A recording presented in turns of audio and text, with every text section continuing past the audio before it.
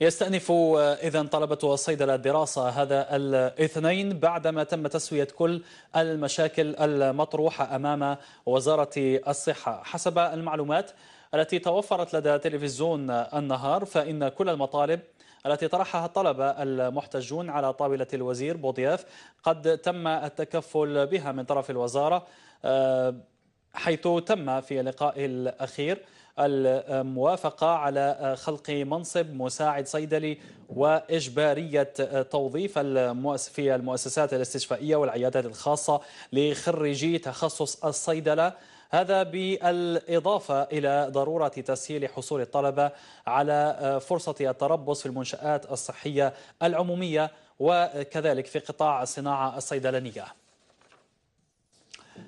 إن كان جاهز ممثل طلبة الصيدلة عن جامعة باتنا طه غمام، مساء الخير. ممثل طلبة صيدلة من جامعة باتنا للوقوف عن حقيقة دخولهم للدراسة واستئنافهم للدراسة بعد أشهر من الإضراب. مساء الخير سيدي طه غمام.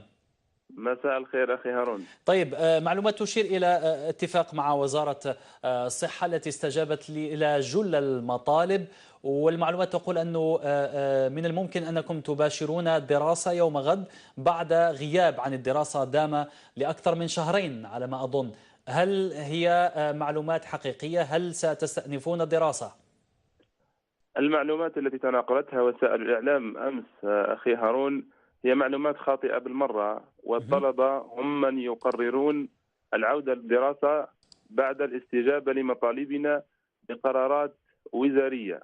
أما الأخبار التي تقول سنعود غدا إلى الدراسة فهي أخبار لا أساس لها من الصحة، والإضراب سيبقى وطني، بدأ وطنيا وسيبقى وطنيا. ونحن يعني طه غمام، فقط كممثلي قل لي، طلبة،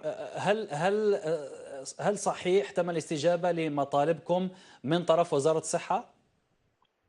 والله اجتمعنا مع السيد وزير الصحة، لكن خرج لنا ببيان صحفي يعني فارغ من المحتوى وغير متوفر على ختم وإمضاء، والطلبة يريدون قرارات وزارية واضحة يرجعون بها إلى دراستهم. أما هذا البيان الصحفي الذي فيه تلاعب بالألفاظ وخالي من المحتوى فهو غير كافي للرجوع إلى مقاعد الدراسة، هكذا الطلبة قرروا. طيب، هذا القرار خاص بطلبة الصيدلة على المستوى الوطني؟ طلبة صيدلة على المستوى الوطني، نعم. لحد الآن الإضراب ما زال وطنيا، بدأ وطنيا وسيبقى وطنيا. طيب، والطلبة كامل متحدون على كلمة واحدة: لا رجوع إلى الدراسة إلا بقرارات وزارية. طيب، لكن لا تنفي على أنه كان في حديث مع وزير الصحة قبل أيام وتم الاتفاق على عدد من المطالب. لا أقول لك تم الاتفاق على عدد من المطالب، لأن المطالب نوقشت فعلا، لكن الاتفاق لحد الآن لم نلمس شيئا من وزارة الصحة. لحد الآن الطلبة غير مقتنعين بالبيان الصحفي الذي صدر عن وزارة الصحة، أولا خالي من ختم الإمضاء، وثانيا لا طيب، يعبر عن ماذا متطلبات تنتظرون من الطلبة. وزارة الصحة؟ أنتم يعني ما قبلتوش بالبيان الصحفي، ماذا تنتظرون من الوزير؟ ننتظر من السيد الوزير قرارات وزارية واضحة تعبر عن تلبية مطالبنا التي هي مشروعة بإجماع الجميع على أنها مطالب مشروعة وقانونية وغير خارجة عن نطاق يعني المستطاع. طيب، أشكر.